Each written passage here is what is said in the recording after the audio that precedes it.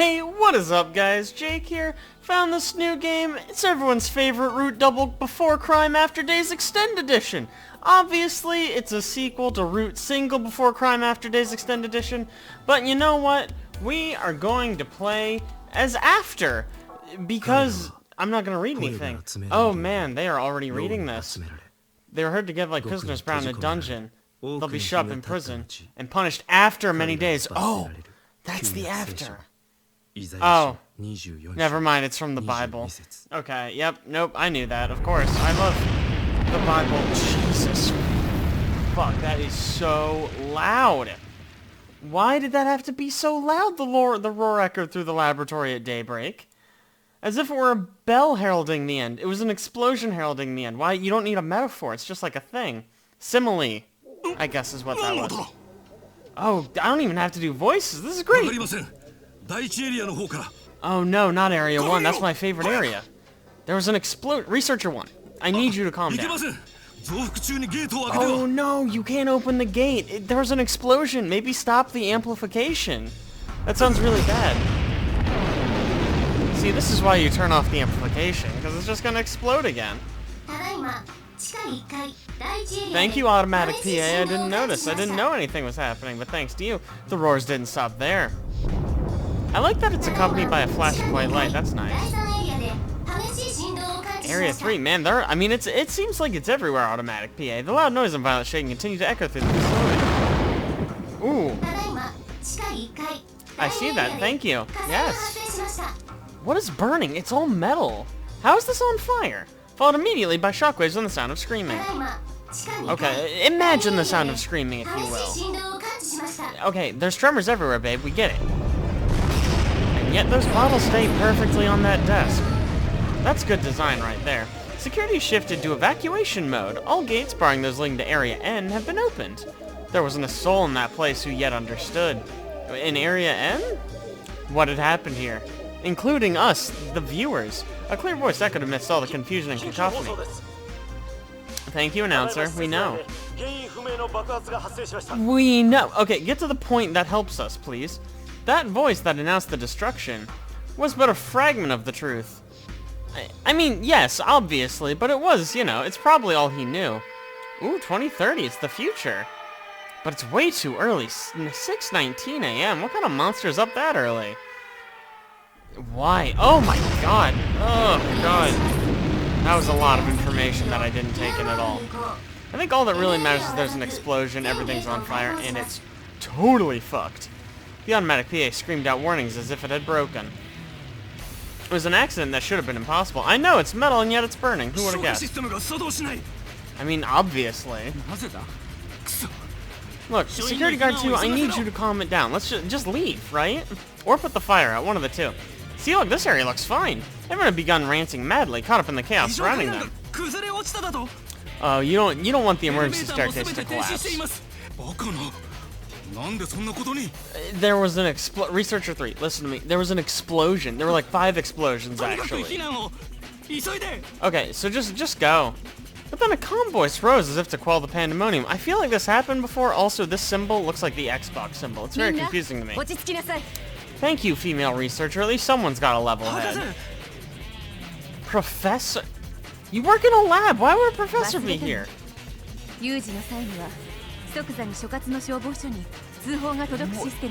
So what are you proposing? Oh, the fire department's on their way, so let's just fucking chill in the burning building. No. You should still leave. Yeah, sure, okay, I appreciate that, but like still probably leave. They're very good at their jobs, Researcher 2. Calm it down. See? They're good firefighters. Ooh, serious, like the star. And their invisible helicopter. Wow, there's the building. It looks fine. It doesn't look very destroyed or on fire. I thought it was later. Wasn't it like 6:29 when we started? I don't fucking know. The rescue squad arrives at the scene. Wow, okay, great. So everything's fine. What? Pardon? Why are the firefighters wearing hazmat suits? B, why do they have these weird fucking green stripes? I feel like that's distracting. Also, why are they two pieces? Hazmat suits are generally one piece, I think. A row of rescue workers wearing protection suits stood before a man garbed in the same outfit. Okay, we're listening, Captain. Countless. I'm sure you could count them.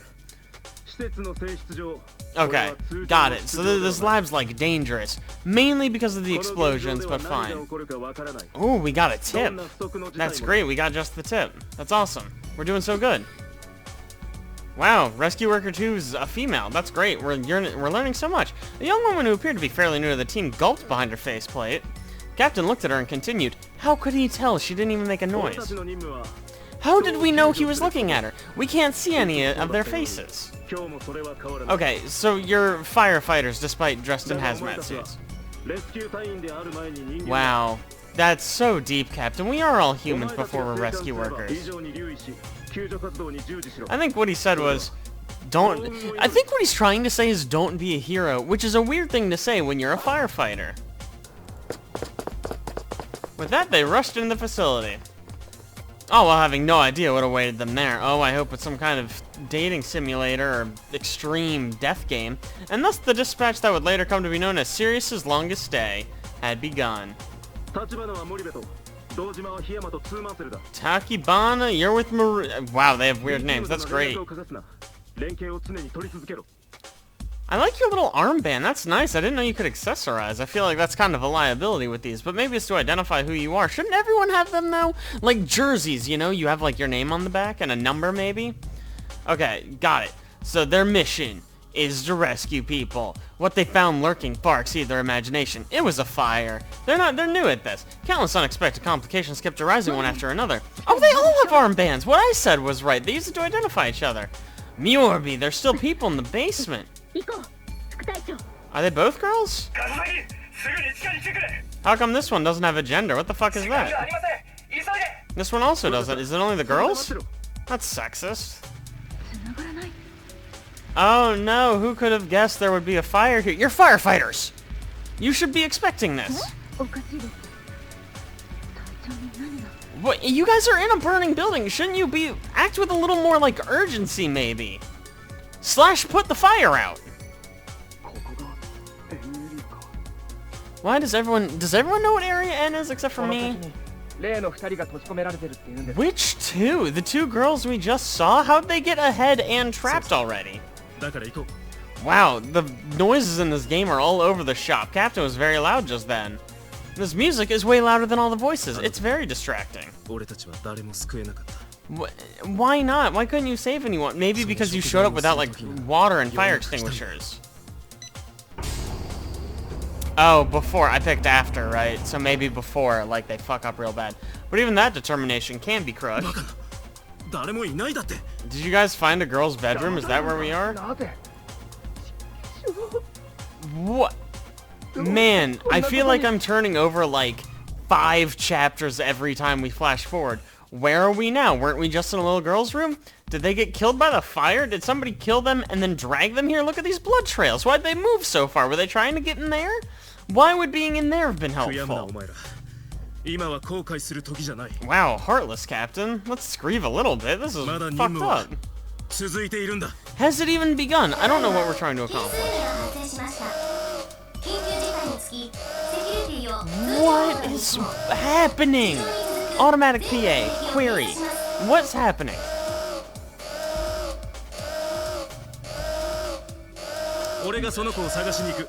Did we just flash a different scene in front? Like, why did we see, like, a disheveled room and then come here? Is it the same room? It didn't look like the same fucking room. I mean, Rescue Worker 1, you could go with him. Seriously, he's so much louder than he was a second ago. What is happening? Man, it sure would be nice if I had names, faces, or general idea of the mission right now. But you know what? Beggars can't be choosers. He swallowed his regret and ran. Regret is the name of an energy drink in the future. All in order to stick to his true convictions. Running. He's just going for a light jog. He's trying to stay in shape. Oh, I hope it's the professor we saw earlier. I mean, I guess it could be like a lolly who's in the secret lab anyways. Why? Why do you have to be like this? We've met 0 characters. This is the first character we're gonna meet. You're not just any rescue worker. Don't sell yourself short, Captain. You're a captain. And she's gone. Plus he found a lone girl, and then... Man, this game is all over the fucking shop. It'd be really cool if I had any idea what was going on. Like, explosions, I get it. And the rescue workers wore hazmat suits, and there's a situation N, which probably stands for not good. And Captain's about to save them, because they're right ahead. Obviously he meant white. He endured the pain and kept on walking. Pain from what? I certainly don't know. Hey, we like started in this room, I feel like. And then, at the end of his mission, he fucking died. He came face to face with a monster. Weird that it's in quotes, but okay. It looks like it's just a guy, maybe with clown makeup. Based on this silhouette. Maybe it's a helmet, I don't know. The monster took hold of his wrist. Cool. The monster looked at him and laughed. The man spotted a broken wristwatch out of the corner of his eye. That moment, just an indescribable fear sent shivers down his spine. It's just a broken watch, friend. It's not that scary. He was assaulted by an intense pain akin to his brain being crushed. That's very specific. Okay. The man screamed, faced with an agony unlike anything he'd ever felt before. He struggled to understand the source of the pain amidst the confusion engulfing him. It was a psychic attack, man. My god, no, it is. It is him too. His well-toned body proved helpless in the face of that power. You damned monster. Why is this in parentheses? Why doesn't he say this out loud? In spite of that, he struggled against it, attempting to complete his mission. Nevertheless, I mean, God, could you imagine a world in which he doesn't complete his mission? I certainly can't. His will broke as the overwhelming pain surged through his head once more. Oh no, not Captain. I've grown to love him over the past, like, 30 seconds. He staggered backwards, clutching his head. What happened to his hazmat suit? Neither of these guys are wearing the hazmat suit. Are we sure it's the same guy? The monster's face warped sinisterly, its gaze piercing right through him. Okay, Captain. I'm gonna ask you to tone it down a little bit. He then fled without looking back. So, let's recap. He ran into this room, saw a guy, they grabbed each other, he screamed a lot, and now he's running away. I mean, bang up job, dude. I hope he got what he wanted out of that. If he stood his ground, he'd be killed. Annihilated. And so he held his throbbing head as he ran for his life. I have to get away. As far away as possible. He had to retreat to a place where the monster's power couldn't reach him. But it was all for naught. Ooh, that was a pretty good effect. Everything in front of him flashed as he felt agony like that of his head exploding. His brain was exploding earlier. Pick up the fucking body part, dude. That was the last thing he felt, was his brain exploding. I mean, yeah. Yeah, that makes sense. And then, as if someone had flipped a switch, his consciousness faded into darkness. It's called dying. It happens to all of us. Oh man, the broken watch. You remember that? You remember that? It was the one detail we had. Eventually, far past that frozen time, whatever that means, awake, a voice called to him. Or perhaps it was merely a memory of such a voice. He heard that voice as he lay beneath the whitewashed tomb. It's black in here. And then time began to move. Do it backwards. Nope, they didn't animate the watch. Okay, they just added a ticking sound effect. We did autosave, though, so that bodes well. Maybe we'll get to do something. His consciousness was in an endless darkness. A world where everything was closed off. Sight, hearing, touch, smell, taste. Those are the big ones. He'd been disconnected from all his senses. Didn't feel like there was a world around for him to experience at all. Where am I? I couldn't have answered that question at any point during this video.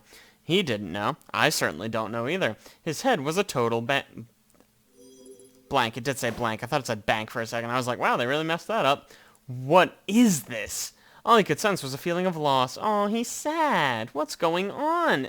It felt like he was lacking anything definitive, including all of his senses. Sorry, this game's so exciting, I'm yawning. How'd this happen? He desperately tried to figure out why. Let's just skip ahead to something happening. Okay, he's getting attacked, he's dying, it's bright. He fought the monster, and now it's very bright. Oh, he's alive, look at that. All of his senses came back, and he hurts. He has all those senses. His body and consciousness are right here. He's right here. And dead. Thank you, Woman 1. It's good to see that somebody at least cares. 2 people cares. Oh, Cap, what a ladies' man. With the sound of these voices suddenly filling his ears, the man opened his eyes. Shouldn't you have your helmets on? I assume there was a reason we had them. Oh, please, like I would bite it just because a monster used his psychic powers to crush my brain. Why are we man now? What happened to Captain? The man said nothing as the women before him started addressing him. See, he is Captain. Oh, right, we were in the computer room. Thank you, Woman 1, for acting like you care about us. I'm giving this one Woman 1. It's good to have you back with us, man. Come on, try to keep up. The man already felt confused in the face of the sudden storm of questioning he'd been sucked into. He first tried to grasp the situation around him. The women in front of him were wearing orange uniforms. So they're firefighters. No, rescue workers. The uniforms were covered in soot because of the fire. They're firefighters. You just said it. Disaster, accident, rescue. Vague images related to this word swirled around the man's brain. Okay, so he's got amnesia. How thrilling. Okay, here's what we're gonna do. I'm just gonna skip. We're just gonna skip ahead a random amount. I don't have time for amnesia or anything like that. I do have time for an explosion, though, yeah. It was an explosion. The woman paid no heed to the man's confusion and instead exchanged glances. What? Her arm looks like it's fucking dislocated. Are you okay? That looks so uncomfortable. Holy shit. Are you okay? Everyone at home, try to get your arm to do that. Like, at least I'm not blessed with titties. But like, you know, even just trying to get my arm in that kind of position hurts a little bit. I was also pleasantly wrong. This one was Woman 2. You got, okay, cool. I'll just sit here and eat crisps or whatever. The woman who'd been called Lieutenant broke off into a run along with the other woman, who was apparently her subordinate. Excellent detective work. Bye, love you. Oh no, we're gonna go hang out with them. This is exciting. Sorry, let's just get to more stuff happening. Oh my god, the door opened. There's intense heat surging out of it. What is this heat? It's hot. A heat haze filled the area. A heat haze. Yep. Destroying their vision of what was before them. What? Fire? I mean, yeah, ideally. The woman passed through the open doorway. The man followed suit and ran through the hallway. Oh, this fire. You guys remember this fire? Only to be greeted with hellfire. Hey, fire. Don't stand in it. How are you guys gonna put it out? You don't have any fucking equipment. You have no gear. The man froze in shock at the scene he was confronted with, but the woman quickly got to work without even a moment's hesitation. Where do you have a hose? Sorry, I'll be quieter. The female rescuer can push the man aside and pulled out a hose from a fire hydrant built into the wall. What do you mean a fire hydrant built into the wall? Surely it's just a hose then. She passed it to the lieutenant who directed the nozzle toward the flames. Okay. Yeah, I think you can just say, shoot the water, please. Oh, wow. That is white-ass water. A jet stream of water collided with the flames which erupted in the clouds of steam. Incredible. The fire's getting smaller and smaller by the second. This man has never used water on a fire before. The man stared at the swiftly dying fire with stark amazement. Wow, water puts out fire. Who knew? Other than, you know, everyone on the planet. Just then he heard something else mixed with the sound of flames evaporating, a faint sound. One. Was that a voice? He wondered if it was his mind playing tricks on him for a second. But as soon as he strained his ears... Oh shit, there's a girl. Look, there she is. She's made of fire. He definitely heard what sounded like a young girl's voice coming from the room in front of him. Do not go through the fire to get to that room. The man's body started running as soon as this thought hit him, weaving his way through the gaps between the flames. Okay, here's a question. What's your plan? You open the door. Let's say you open the door and there is a girl in there. You are surrounded by fire, and now she is surrounded by fire, and you've just put her life in danger, and they can't put the fucking fire out because you're in the way. The room's door was crushed inward due to the force of the explosion. The man peeked in the room for the shadow of a broken door. Or something. Yeah, no, if there's anyone in here, they're super fucking dead. And discovered a world of fire and smoke. Where is it? Where is that voice coming from? His hair was singed by the sparks bathing him, creating an awful stench that hung in the air. Oh my god. Oh, sorry. Very excited to find out who's in this room. What's more, his eyes were tearing up thanks to the smoke irritating them. They are pretty annoying, but he endured and focused on searching the room. Hey, is this the girl from earlier? It is. I recognize that bow. Found her! Through the fire and the flames. Oh, I didn't read the rest of that sign. Sorry. I got caught up in the music. The girl looked towards the man's voice with hope in her eyes. But the moment her gaze met the man's, her face froze. Uh-oh. Am I the bad guy? Oh god, we were the bad guy the whole time. Overcome with confusion, he came to a halt. But at that moment, our programming kicked in because we were a cyborg from the future. He heard a voice. He didn't know whose voice it was. It sounded like it echoed from inside him. But the moment he heard it, everything fell into place. He finally realized why he was here. Oh, that's right. I came here to save her. And anyone else. We're rescue workers. The moment he came to that realization, his previously divided body and nerves seemed to finally become one. The flames were closing in on the girl. The voice resounded yet again in his head. Okay, yeah, I mean, sure. And with that command giving him the final push he needed, the man launched into the blazing flames. And then we died. Alright, look at that though. We made it all the way through Chapter 1. Well, there are no choices in this game, apparently. And you know what? With that officially resolved, I'm going to draw this episode to a close. So thank you guys so much for watching. I really appreciate it. If you like that, don't forget to like, subscribe, and be sure to tune next week for something else. I'll see you guys then.